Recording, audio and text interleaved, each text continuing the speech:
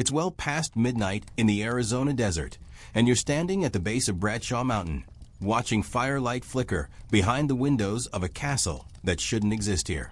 The year is 1937. The temperature has dropped to near freezing, but inside that sprawling Spanish colonial palace, champagne flows and orchestras play. You can hear laughter carrying across the dry air. You can see figures in evening gowns moving past illuminated arches. But if you could walk closer, if you were allowed past the private gates and armed guards, you'd notice something else. The woman who built all of this, the woman whose copper fortune paid for every tile and fountain, is not dancing. She's alone in a wing of her own creation, staring out at the dark hills, her hands shaking. She hasn't left the property in months. Her family is already fighting over what will happen when she dies. This is the story of Castle Hot Springs, a story of inherited wealth, isolation, mental collapse, and a family that tore itself apart over money dug out of the earth. It's a story about what happens when you try to build paradise in a place that doesn't forgive mistakes. And it's a story that, even today, remains partially buried, literally, in sealed tunnels beneath the resort that now operates on this land. If you enjoy deep investigations into the dark side of wealth, power, and America's grand estates, this is the channel for you. Hit like, subscribe, and drop a comment if you've ever heard whispers about Castle Hot Springs. Let's go. Before there was a castle, there was water. Hot water rising from deep underground, pooling in natural springs at the base of Bradshaw Mountain, about 50 miles northwest of Phoenix. For centuries, the Yavapai people had used these springs. They understood the heat, the minerals, the way the desert opened up here into something rare and precious, a place where you could survive, heal, and rest. The Yavapai called this area home long before any European set foot in Arizona. They hunted in these mountains, gathered plants from the desert floor, and used the hot springs not just for bathing, but as part of their spiritual and medicinal practices. The water that bubbled up here, naturally heated to around 120 degrees Fahrenheit, contained minerals they believed had healing properties. And they were right. Modern analysis shows the water is rich in lithium, calcium, and other elements known to soothe joint pain, ease skin conditions, and promote relaxation. But by the 1860s, white settlers had arrived. Prospectors searching for gold and silver. Soldiers stationed at frontier outposts. Ranchers trying to carve out a living from land that fought them every step of the way. They, too, recognized the value of the springs. In 1868, a man named Charles Genning built the first rustic resort here, a handful of wooden cabins and a bathing pool. It was rough, remote, accessible only by stagecoach or horseback, but it attracted a certain kind of visitor, people fleeing tuberculosis, rheumatism, exhaustion, people who believed the desert could cure them. In the late 19th century, the American West was full of health seekers. Doctors in the East routinely prescribed the desert cure for tuberculosis patients, sending them to Arizona, New Mexico, and Southern California in hopes that the dry air and sunshine would heal their ravaged lungs. Castle Hot Springs became one of dozens of small sanitariums and health retreats scattered across the Southwest, each one promising restoration, each one selling hope to desperate people. For decades, Castle Hot Springs remained a modest health retreat. It had no grandeur, no wealth. It survived on hope and desperation, the way so many desert outposts did. The accommodations were Spartan. The food was simple. The clientele was often poor, people who had scraped together their last dollars for one final attempt at survival. And then in 1896, a young woman named Josephine Brawley arrived. Josephine wasn't born into poverty. She was born into copper. Her father, William Brawley, had made a fortune in Arizona's copper mines during the territorial boom of the 1870s and 80s. Copper was the new gold. It powered the electrical revolution sweeping through America and Europe. It was used in telegraph wires, telephone lines, electric lighting systems, and the massive electrical grids being built in every major city. And Arizona had more copper than almost anywhere else on Earth. The Brawley family controlled significant stakes in several of the richest mines in the state, operations near Jerome, Bisbee, and Globe. These weren't small claims worked by a few men with pickaxes. These were industrial-scale operations employing hundreds of workers, using dynamite and steam-powered machinery to blast millions of tons of or out of the mountains. The mines ran 24 hours a day. The profits were staggering. When Josephine was still a child, her father died. The exact circumstances are murky. Some accounts suggest a mining accident, others a sudden illness. What's clear is that the money passed to her mother and eventually, inevitably, to Josephine herself. By the time she was in her 20s, she was one of the wealthiest unmarried women in Arizona. She had no brothers to inherit, no father to manage the fortune. Just her mother, and millions of dollars in mining royalties flowing in every year.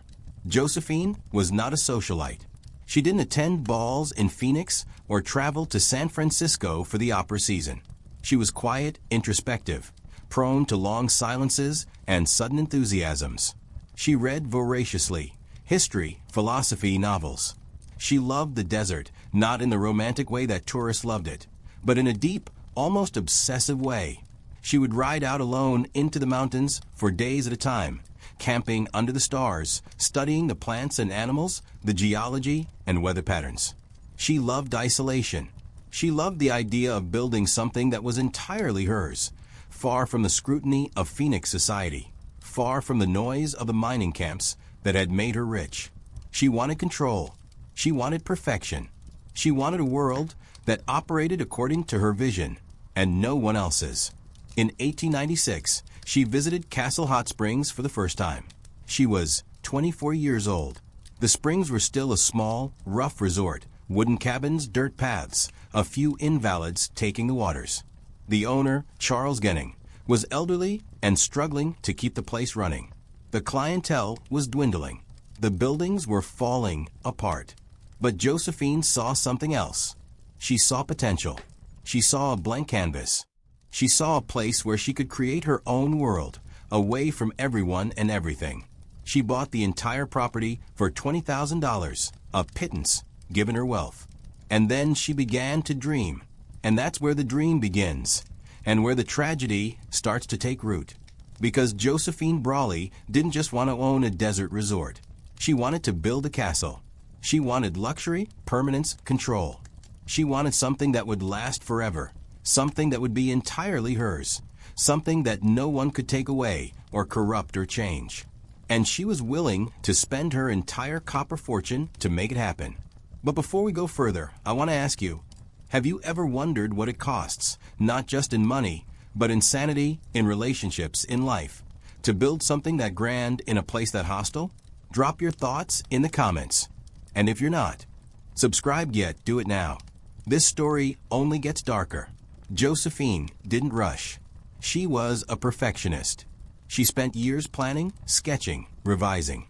She traveled to California to study Spanish colonial architecture, the missions of San Diego and Santa Barbara, the haciendas of the old ranchero families, the grand estates being built in Pasadena and Santa Barbara by newly wealthy industrialists.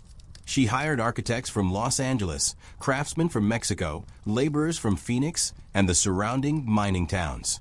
She wanted a Spanish colonial palace, something that would echo the missions and haciendas of old California and New Mexico, but bigger, more opulent, more isolated. She wanted white stucco walls that would gleam in the desert sun, red clay tile roofs that would withstand the brutal heat and occasional winter storms, arched colonnades where guests could walk in shade, courtyards with fountains, gardens with palm trees and citrus groves, stables for horses, a boathouse for a man-made lake she planned to create by damming a nearby creek. Construction began in earnest in the early 1900s. The site was brutal. There were no roads, just rough wagon trails that washed out every time it rained. There was no rail line within 50 miles. There was no infrastructure of any kind. Everything had to be hauled in by wagon.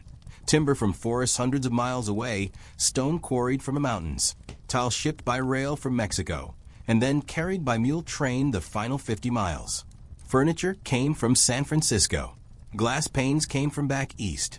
plumbing fixtures, light fixtures, carpets, curtains, everything came from somewhere else, because nothing existed out here. Workers lived in tents on the property. Summer temperatures reached 115 degrees. Winter nights dropped below freezing. Water for construction came from the springs themselves, which meant the project was always teetering on the edge of resource collapse. If the springs ran dry, or if too much water was diverted for construction, the entire project would fail. But Josephine had money, endless money, and copper money in early 20th century Arizona could buy almost anything. She paid workers well by the standards of the day, not generously, but enough to keep them there. She imported Chinese laborers for some of the most grueling work, men who had experience building railroads through mountains and deserts. She hired Mexican stonemasons who knew how to work in extreme heat.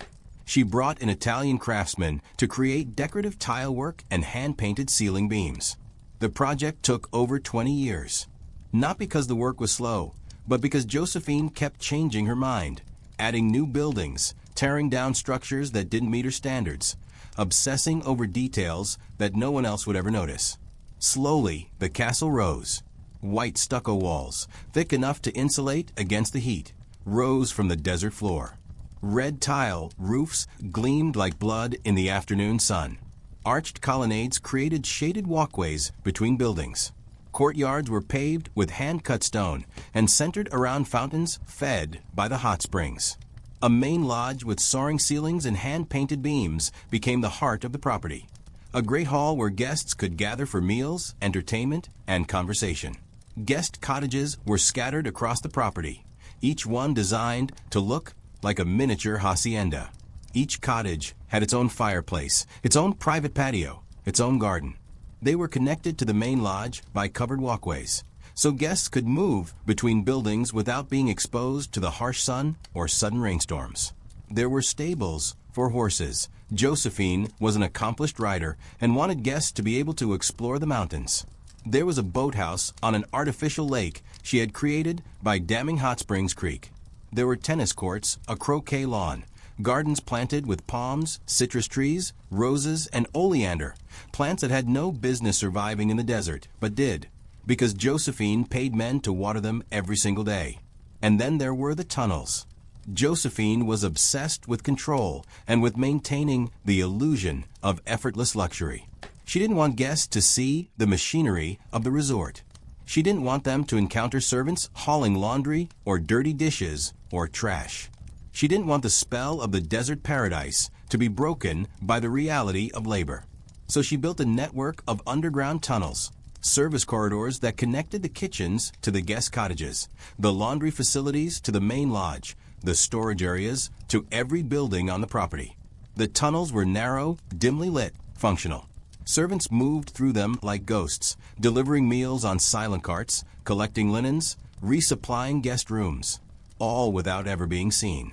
The guests moved through sunlight and beauty. The servants moved through shadows.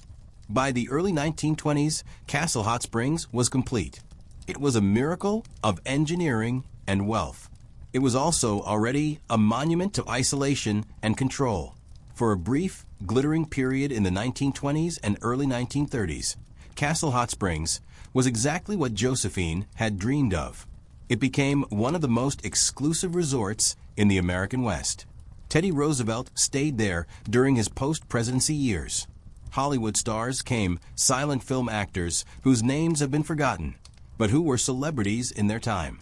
East Coast millionaires escaping the cold winters. European aristocrats on grand tours of the American West. People who wanted privacy, luxury, and the strange thrill of being in a palace in the middle of nowhere. The experience was carefully curated. Guests arrived by private car or chartered train to Phoenix, then took a long, dusty drive into the desert. The road was terrible, unpaved, rutted, prone to washouts. The landscape was harsh. Saguaro cactus, creosote bush, rattlesnakes, scorpions, heat that shimmered up from the ground in visible waves. And then suddenly you turned a corner and there it was, this impossible vision of white walls and red roofs, palm trees and fountains, rising out of the sagebrush like a mirage. You were greeted by uniformed staff with cold towels and iced lemonade. You were shown to your cottage by a porter who carried your luggage through the covered walkways. You unpacked in a room that was cool and quiet, with thick walls and shuttered windows that kept out the heat. And then you were invited to the hot springs. The springs themselves had been transformed. No longer rough pools surrounded by rocks and desert scrub. They were now elegant stone basins lined with tile, surrounded by carefully landscaped gardens of oleander, bougainvillea, and palm. The water was the same, naturally heated, mineral-rich, therapeutic. But the setting was now pure luxury. You bathed in the hot springs in a late afternoon, watching the sun set over Bradshaw Mountain. You dressed for dinner, formal attire was expected, and walked to the main lodge, where you ate 5-course meals prepared by chefs trained in San Francisco and New York. You drank wine shipped from France. You smoked cigars from Cuba. You played cards, listened to live music, danced in the great hall under hand-painted ceiling beams. And you never, ever saw the people who made it all possible. Because for every guest enjoying the springs, there were a dozen workers, cooks, maids, gardeners, drivers, repairmen, living in cramped quarters behind the main lodge, working 12-hour days, eating the leftover food, drinking the runoff water. Most of them were Mexican or Native American. A few were Chinese. Most of them were paid almost nothing, certainly not enough to save money or leave. Many of them lived on-site year-round because there was nowhere else to go. The nearest town was 50 miles away. There were no other jobs out here. You worked at Castle Hot Springs or you didn't work at all. The servants moved through the tunnels. They woke before dawn to heat water, prepare breakfast, clean the cottages while guests were at the springs. They worked through the afternoon heat, laundry, gardening, repairs. They served dinner in the evening, cleaned the dining hall at night, and then returned to their quarters to sleep a few hours before starting again. They were invisible. That was the point. That was what Josephine had designed. A paradise where everything appeared effortless, where every need was met before you even realized you had it, where the machinery of labor was hidden underground. Josephine herself was a ghost. She rarely appeared at social events. She didn't greet guests. She didn't host dinners or join the evening entertainments. She spent most of her time in her private wing, a suite of rooms at the far end of the main lodge, with a private entrance, a locked door, windows that faced away from the rest of the property. She managed the books. She wrote letters to suppliers, to bankers, to lawyers. She obsessed over every detail of the property, the quality of the linens, the temperature of the water in the springs, the behavior of the staff. She fired workers constantly, often for imagined slights or minor mistakes. She kept detailed logs of everything: expenses, revenues, guest complaints, weather patterns, the health of the citrus trees. She had built her paradise, but she couldn't enjoy it. She could only control it. By the late 1920s, things were starting to unravel. The first sign was financial. Copper prices had begun to fluctuate wildly after World War I. During the war, demand had been insatiable. Copper was essential for shell casings, electrical wiring in ships and aircraft, communications equipment. The Brawley mines had operated at full capacity, and the royalties had poured in. But after the war ended, demand collapsed. Europe was in ruins. The American economy was booming, but the demand for copper was nowhere near wartime levels. Prices dropped, then recovered, then dropped again. The mines that had made the Brawley fortune were still producing, but the royalties were no longer as reliable. Some years were good, some years were lean. Josephine had spent staggering sums on Castle Hot Springs, not just on construction, but on maintenance, staffing, constant upgrades. She replaced furniture that was only a few years old because she didn't like the style anymore. She tore out gardens and replanted them. She installed a state-of-the-art electrical system, then replaced it 5 years later with a newer model. She built a garage for automobiles, then expanded it when cars got bigger. The resort made money, but not enough. Not nearly enough to cover what she was pouring into it. And Josephine had never learned to economize. She had grown up with infinite wealth. She had never had to think about budgets or limits. The idea that she might run out of money, That the copper royalties might not last forever never seriously occurred to her. The second sign was personal. Josephine's mother had died in 1925. Her mother had been the last person she was close to, the last person who understood her. With her mother gone, Josephine had no confidants, no friends, no family she trusted. Her closest relatives, cousins, nieces, nephews, were beginning to circle. They were beginning to ask questions. How much was the estate worth? Who would inherit? Why was Josephine spending so much on this remote property that barely broke even? Shouldn't the money be invested more wisely, in stocks or bonds or real estate in Phoenix? Josephine ignored them. She changed lawyers. She rewrote her will to exclude relatives she suspected of greed. She became convinced that people were plotting against her, trying to steal her property, trying to have her declared incompetent so they could seize control of the mining royalties. And the third sign was psychological. Josephine was changing. She had always been introverted, but now she was becoming reclusive, paranoid. She fired staff on a whim, accusing them of theft or sabotage with no evidence. She installed locks on every door, not just exterior doors, but interior doors, doors to storage rooms, doors to the tunnels. She started carrying keys with her everywhere, dozens of keys on heavy rings that jangled when she walked. She stopped answering letters from relatives. She stopped going to Phoenix for banking or legal meetings. She stopped leaving the property altogether. Her family grew alarmed. They contacted doctors. They floated the idea of having her evaluated, perhaps even declared incompetent. Josephine caught wind of it. She hired lawyers, the best lawyers in Arizona. She changed her will again, making it clear no one was taking Castle Hot Springs from her, not while she was alive. But the resort was bleeding money, and Josephine's mind was bleeding too. On a cold night in January 1931, fire broke out in one of the guest cottages. No one knows how it started. The official report said a faulty heater. Other accounts suggest a knocked-over candle, an ember from a fireplace, even a cigarette left burning on a wooden table. What matters is how fast it spread. The cottages were made of wood framing covered in stucco. The roofs were tile which didn't burn, but the interiors were dry timber, pine beams, wooden floors, wooden furniture, and the desert air was arid and wind-whipped.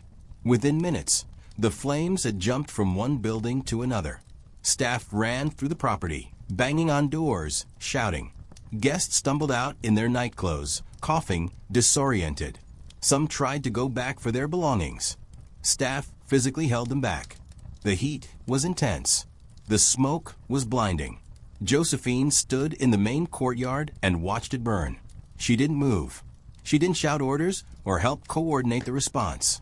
She just stood there, wrapped in a shawl, staring at the flames with an expression that witnesses later described as blank, absent, as if she were watching something happen in a dream. There was no fire department, no one to call. The nearest help was 50 miles away in Phoenix, and there was no telephone line to Castle Hot Springs. Workers formed bucket brigades, hauling water from the springs, from the artificial lake, from anywhere they could find it. But it was hopeless. The fire was too big, too fast. All they could do was try to contain it, to keep it from spreading to the main lodge. By dawn, 3 cottages were gone, burned to their foundations. The main lodge was scorched on one side, blackened walls, broken windows, but still standing. The gardens were trampled and ruined. The air smelled like smoke and charred wood. Miraculously, no one died. A few guests and staff had minor burns and smoke inhalation, but everyone got out. The damage was catastrophic and expensive. Insurance covered some of it, but not nearly enough. Josephine had been underinsured, a consequence of her growing paranoia and disorganization.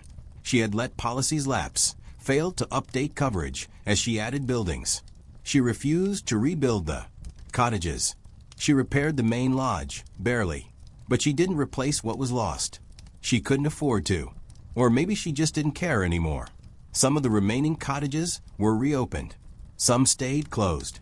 The gardens were left to die. The resort reopened, but it was smaller now, shabbier. The guest list dwindled. The magic was gone. People who had stayed at Castle Hot Springs in the 1920s returned in the early 1930s and were shocked by what they found. The elegance was fading. The service was inconsistent. The place felt haunted. And Josephine, once merely reclusive, became something else entirely. Through the 1930s, Josephine's mental state deteriorated rapidly. She stopped managing the resort day to day. She appointed a manager, a competent man from Phoenix with experience running hotels. Within 3 months, she fired him, accusing him of embezzling funds. There was no evidence. She appointed another manager. He lasted 6 weeks before she accused him of conspiring with her relatives to steal the property. She accused staff of theft, of poisoning her food, of spying on her. She fired the entire kitchen staff one afternoon because she thought the soup tasted wrong. She barricaded herself in her private rooms for days at a time, refusing to come out, refusing to speak to anyone.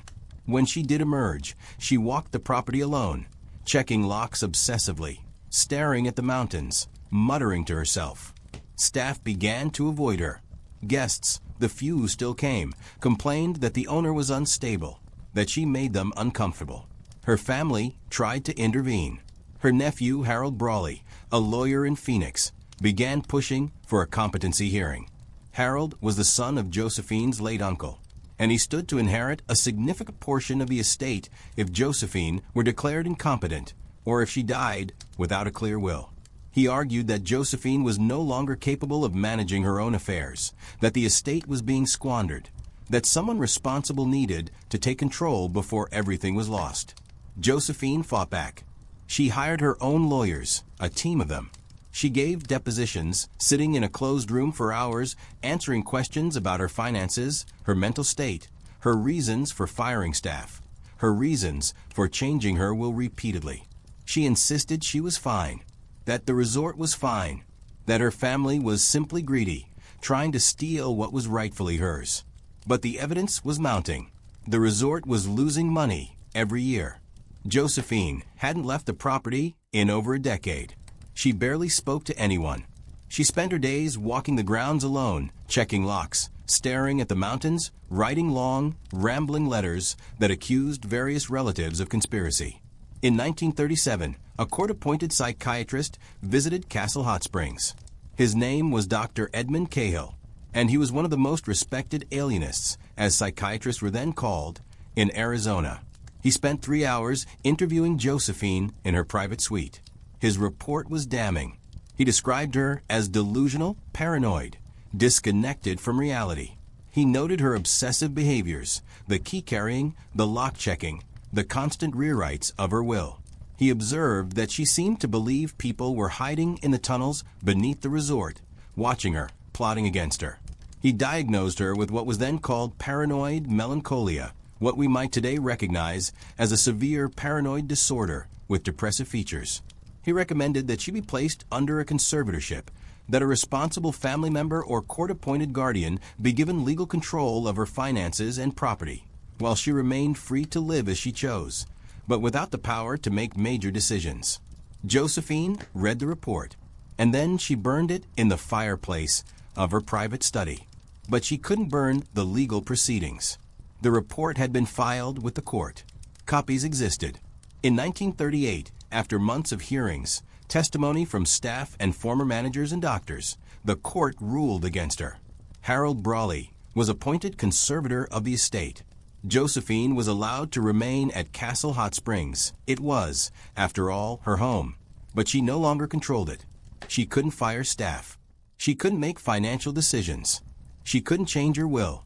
The castle she had built, the paradise she had poured her life and fortune into, was no longer hers. She stopped speaking. For months, she barely left her room. She sat by the window, staring out at the desert she had tried so hard to tame. She died less than a year later, in 1939, at the age of 67, alone in her room.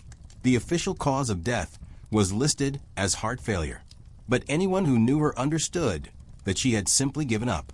Josephine's death should have been the end of the story, but it was just the beginning of a new, uglier chapter. The moment she died, the family exploded. Harold Brawley, The nephew who had taken control as conservator claimed that he was the rightful heir to the entire estate, including the mining royalties that still flowed, albeit sporadically, from the Brawley family's copper holdings. But there were other relatives who disagreed. Violently, Josephine had written and rewritten her will obsessively in the final years of her life. There were at least 7 different versions, each one naming different heirs, excluding different relatives, changing the terms of the trust that held the mining royalties. Some of the wills had been written before the conservatorship, when she was still legally competent. Some had been written after, when she no longer had the legal authority to change her estate plan. The fight wasn't really about Castle Hot Springs itself. The resort was barely profitable, even in its best years, and it was now damaged, outdated, expensive to maintain. What everyone wanted was the mining money, the royalties, the passive income from copper that had been funding the Brawley lifestyle for half a century. At the time of Josephine's death, the royalties were bringing in about $50,000 a year, a significant sum in 1939, equivalent to nearly $1 million today. And the mines were still producing. There was every reason to believe the royalties would continue for decades. The legal battle lasted for years. Harold argued that he was the rightful heir because Josephine had been mentally incompetent when she wrote her later wills, so they should be thrown out in favor of an earlier version that named him as the primary beneficiary. Other relatives, cousins descended from other branches of the Brawley family, distant siblings from her father's remarriage, argued the opposite, that Josephine had been competent, that the later wills reflected her true wishes, and that Harold had manipulated her during the conservatorship to position himself as heir. Lawyers combed through decades of documents. They interviewed staff who had worked at Castle Hot Springs. They subpoenaed bank records, mining company records, correspondence. They questioned doctors about Josephine's mental state at various points in her life. Meanwhile, Castle Hot Springs sat empty. The staff was let go. The springs still bubbled up from the ground, but now they pooled in cracked, algae-filled basins surrounded by rubble. The gardens died. The buildings began to decay in the brutal desert sun. Roof tiles cracked and fell. Windows shattered. Doors hung loose on their hinges. Dust drifted through the halls. And then, in 1943, something happened that should have saved the property. World War II brought a sudden surge of interest in remote desert resorts as rehabilitation centers for wounded soldiers. The U.S. military was looking for facilities where men recovering from injuries or trauma could rest, away from the noise and stress of cities, in climates that were believed to aid healing. Castle Hot Springs was perfect. It had hot springs with therapeutic properties. It had dozens of cottages. It had a large main lodge. It was isolated, but not inaccessible. The military expressed interest in leasing the property. They offered a generous monthly payment, plus funds for immediate repairs. It would have saved Castle Hot Springs. It would have provided income to the estate while the legal battles dragged on. But the family couldn't agree on terms. Different factions wanted different deals, different payments, different guarantees. Harold wanted a long-term lease with an option to buy. Other relatives wanted a short-term lease that would allow them to sell the property after the war ended. Negotiations dragged on for months. And by the time they finally reached an agreement, after 9 months of bickering, lawyering, and compromise, the military had moved on to other properties. The opportunity was lost. In 1945, a judge finally issued a ruling on the estate. The decision was a compromise that pleased no one. The mining royalties were divided among several family members, with Harold receiving the largest share, about 40%, but not a majority. No one was happy, and no one wanted to take on the burden of Castle Hot Springs itself. The property was now seen as a liability, a crumbling monument to one woman's obsession, too expensive to restore, too remote to operate profitably. So they let it rot.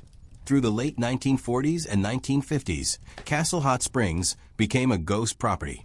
Squatters moved into the cottages, drifters, prospectors, occasionally families fleeing poverty in Phoenix. Vandals smashed windows and tore fixtures off the walls. Thieves stripped copper pipes. Ironic, given the source of the Brawley fortune. and anything else that could be sold for scrap. The hot springs still bubbled up from the ground, but now they pooled in cracked, algae-filled basins surrounded by rubble and debris. The artificial lake that Josephine had created dried up. The gardens became overgrown with desert scrub. The palm trees, deprived of their daily watering, withered and died. Occasionally, one of the brawly heirs would visit, driving out from Phoenix to survey the damage. They would walk through the ruins, shaking their heads, and then leave again without doing anything. The cost of restoration was enormous. The legal situation was still murky. Ownership was divided among multiple people, and major decisions required consensus, which was impossible given how much they all hated each other. And no one wanted to invest in a property that was 50 miles from nowhere on a terrible road, in a climate that could kill you if your car broke down. In 1962, a group of investors from Phoenix made an offer to buy the property outright. They were developers who had made money building suburban housing tracts and shopping centers, and they thought they saw potential in Castle Hot Springs. Arizona was booming. Phoenix was growing rapidly. Tourism was increasing. Maybe they thought there was a market for a restored desert resort. The brawly heirs accepted not because the price was good, but because they were exhausted. They wanted out. They wanted to stop fighting. They sold Castle Hot Springs for $80,000, a fraction of what Josephine had spent building it. The investors had grand plans. They hired architects. They drew up blueprints for a modernized resort with air conditioning, a swimming pool, a golf course. They imagined marketing Castle Hot Springs to wealthy retirees, to Hollywood celebrities looking for privacy, to corporate executives seeking a remote retreat. They spent a few years doing basic repairs, shoring up roofs, fixing plumbing, clearing debris, patching walls. But they underestimated both the cost and the logistical nightmare of operating a remote resort in the pre-interstate era. The road to Castle Hot Springs was still unpaved. It washed out every time it rained heavily.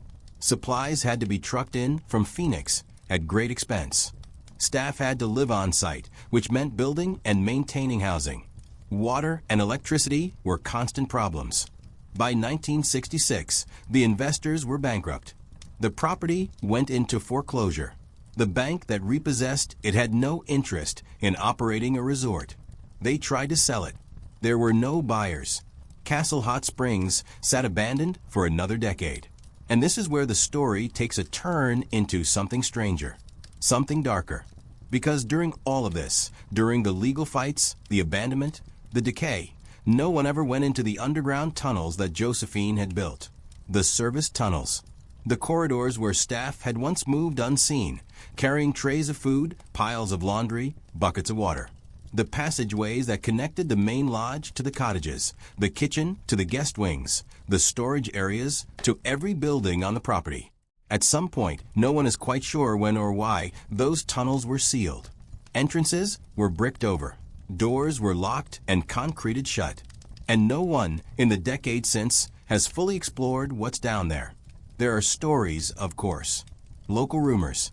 People say that during the worst of Josephine's paranoia in the late 1930s, she ordered parts of the tunnel system to be walled off because she believed people were hiding down there. Staff members she had fired, relatives she thought were spying on her, intruders who didn't exist. People say that she had workers seal entire sections of the tunnels without checking what was inside first. Some stories go further. They say that workers who quit or were fired were sometimes forbidden from leaving the property during Josephine's final years. That she had security guards, men hired from Phoenix, men with no connection to the staff or the resort, escort them into the tunnels. That some of those workers were never seen again. There's no evidence for any of this. No missing persons reports. No police investigations. But there's also no explanation for why those tunnels remain sealed, even today, in the modern iteration of the resort. In the 1960s, when the Phoenix investors were doing repairs, one of their contractors tried to open one of the tunnel entrances. He managed to break through the concrete, pry open the door. He shone a flashlight into the darkness. He said later that the smell was overwhelming. Not rot, not decay, but something else. Something chemical, metallic wrong. He said he could hear water dripping somewhere deep in the tunnels, echoing in the darkness. He said he could see old equipment, carts, shelves, crates, covered in decades of dust. He went down about 20 feet, then turned around and came back up. He told his supervisor he wouldn't go down there again, not for any amount of money. When asked why, he said, "It doesn't feel like a place people should go." The entrance was resealed, and no one has opened it since. In 2014, a new group of investors purchased Castle Hot Springs. They were different from the 1960s developers. They had deeper pockets. One of the primary investors was a tech entrepreneur who had made hundreds of millions in the dot-com boom. They had a different vision. They weren't trying to turn Castle Hot Springs into a mass-market resort or a golf destination. They wanted to restore it as an ultra-exclusive wellness retreat, targeting the kind of wealthy clientele that Josephine herself had once attracted. They poured tens of millions of dollars into a complete restoration. They hired architects who specialized in historic preservation. They rebuilt the cottages, using the original designs, but adding modern infrastructure, air conditioning, high-speed internet, luxury bathrooms. They restored the hot springs, lining them with stone and tile, surrounding them with carefully landscaped gardens. They renovated the main lodge, keeping the Spanish colonial aesthetic, the arched colonnades, the hand-painted beams, the tile work, but adding modern luxury. A world-class spa, a farm-to-table restaurant, a wine cellar, a library with rare books. They installed solar panels to provide electricity. They drilled new wells and built a state-of-the-art water treatment system. They paved the road, finally, so that guests could arrive in comfort. The resort reopened in 2019 as an ultra-exclusive destination. Rooms start at over $1,000 a night. There are only a few dozen cottages, and they book out months in advance. The clientele is exactly what you'd expect. Tech billionaires, Hollywood celebrities, corporate executives, wealthy retirees. People who can afford to pay top dollar for privacy, luxury, and the experience of bathing in hot springs in the middle of the desert. The resort markets itself as a wellness retreat, a place to disconnect, to heal, to find peace. The website talks about mindfulness, detoxification, rejuvenation. It mentions the history, Josephine, the Gilded Age, the famous guests, but only in passing, and only the glamorous parts. There's no mention of the mental collapse, the family feud, the decades of abandonment. And it is beautiful. The architects did an extraordinary job. The hot springs are pristine, clear water, stone basins, gardens that look like something out of a luxury magazine. The service is impeccable. Guests post Instagram photos of sunsets over Bradshaw Mountain, of candlelit dinners under the stars, of morning yoga on stone terraces. But the tunnels remain sealed. The new owners acknowledge their existence. They mention them in historical tours, in brochures that talk about the resort's past. But they don't open them. They say it's a safety issue, structural instability, liability concerns. The tunnels weren't built to modern standards. They're old. They're dangerous. Maybe that's true. Or maybe there are some things that are better left buried. So what does Castle Hot Springs tell us? What is the story of an heiress, a desert palace, a mental collapse, and a family tearing itself apart over copper money? Reveal about wealth, power, and the cost of building paradise. First, it tells us that isolation is not the same as freedom. Josephine Brawley thought she was escaping the world by building her castle in the desert. She thought that if she could control every detail of her environment, if she could remove herself from the noise and scrutiny of society, she would find peace. But what she actually did was trap herself. She built a beautiful cage, poured her fortune into it, and then spent the rest of her life locked inside, watching the walls close in. Isolation doesn't free you. It concentrates everything, your fears, your obsessions, your flaws, until there's nothing else. Josephine couldn't escape herself. And in the end, the castle she built became a monument not to freedom, but to control, paranoia, and loneliness. Second, it tells us something profound about inherited wealth. Money you didn't earn, money that flows from someone else's labor, someone else's risk, someone else's exploitation of the earth and the people who work it. Josephine never worked in the copper mines. She never swung a pickaxe, never breathed the toxic dust, never risked her life underground. But she spent millions of dollars that came from men who did. And that money had a strange gravity. It warped her relationships. It turned her family into a legal battlefield. It made her cousins and nephews fight over royalties from mines they'd never seen, from copper they'd never touched, dug out of the earth by workers they'd never met. Inherited wealth is a strange, corrupting force. It gives you power without responsibility, comfort without effort, status without achievement. And it often leaves its inheritors wondering, somewhere deep down, whether they deserve any of it. Third, it tells us that no amount of money can stabilize a mind that's breaking, or a life that's built on control rather than connection. Josephine had millions of dollars. She had a palace. She had staff, guests, lawyers, doctors. She could buy anything she wanted, build anything she imagined. And none of it mattered. She died alone, paranoid, defeated by the very thing she thought would save her. Money can buy comfort. It can buy distraction. It can buy temporary relief. But it can't buy meaning. It can't buy connection. It can't fix a mind that's fracturing or a life that's built on sand. And fourth, maybe most importantly, it tells us something about how we remember wealth and power, about what we choose to preserve and what we choose to forget. Castle Hot Springs today is gorgeous. It's peaceful. It's a place where wealthy people go to relax, to detox, to meditate on the beauty of the desert. And there's nothing inherently wrong with that. The resort provides jobs. It preserves a historic property. It gives people a place to rest and heal. But underneath the spa treatments and the organic meals and the sunset cocktails, there are still those sealed tunnels. There's still the weight of history. There's still the question of what it cost, in money, in labor, in sanity, to build something this grand in a place this hostile. And there's still the question of what we're willing to look at, and what we're willing to leave sealed in the dark. You can visit Castle Hot Springs now. You can soak in the hot springs that Josephine built. You can sleep in cottages that have been restored to look exactly as they did in the 1920s. You can walk the same paths, see the same mountains, feel the same desert sun. But you can't go into the tunnels. You can't see where the workers moved. You can't see the machinery of the paradise, the infrastructure of luxury.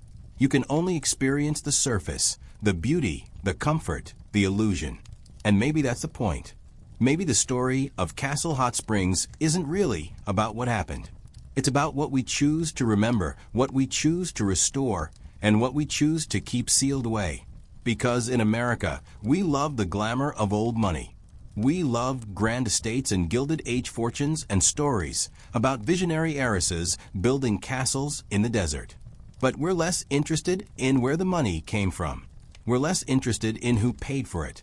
The miners who died underground, the workers who moved through the tunnels, the woman who went mad trying to control a world she could never fully possess. Castle Hot Springs is beautiful, but it's also a tomb, a monument, a warning, and the tunnels beneath it remain sealed. If this story made you think differently about wealth, isolation, and the grand estates we romanticize, I want to hear from you. Drop a comment. Would you stay at Castle Hot Springs today, knowing its history? Or are there some places too, haunted, literally or metaphorically, to ever truly be resorts? And if you want more deep dives into the dark side of America's castles, mansions, and monuments to money, subscribe now. Hit that notification bell, because there are more stories like this. More places where beauty and tragedy are inseparable. More tunnels that remain sealed. More questions we're afraid to ask. Thanks for watching. I'll see you in the next one.